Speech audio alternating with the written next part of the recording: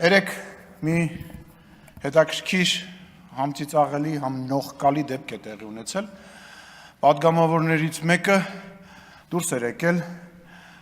անհետ կորածների ծնողների մոտ եւ ասում էր, որ դե դիմացեք 2 ամիս բան մնաց, հեսա ձեզ ռատ կանենք կեթակ, հեսա Նիկոլին ռատ կանենք իր ընկերներով կեթան ու դա անում էր Հակոբ Ասլանյանը, ու գիտեք ինչ հիշեցի, թե ոնց էր մեր խմբակցության նիստի ժամանակ լաց լինում եւ աղաչում, որ ինքը մնա մեր խմբակցության մեջ, առաջարկություններ էր անում, ասում էր սառեցնենք,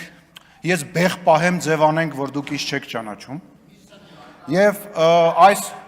գիտեք, տենց մենք էլի տենց դեպքեր ունեցել ենք մեր քաղաքական պատմության մեջ եւ վստահ եմ էլի կունենանք տենց դեպքեր, որ մարդիկ, ովքեր Նիկոլ Փաշինյանի sense շող կտենում են, իրանց թվում է այդ իրանք են,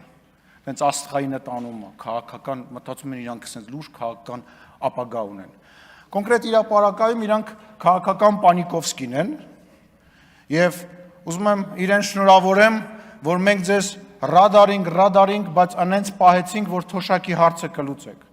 Այնուամենայնիվ թոշակը կստանաս, հա, մի անհանգստացի, բայց այնուամենայնիվ ամոթ է ձեզ հավաք պահեք եւ ձեր չափի մեջ պահեք։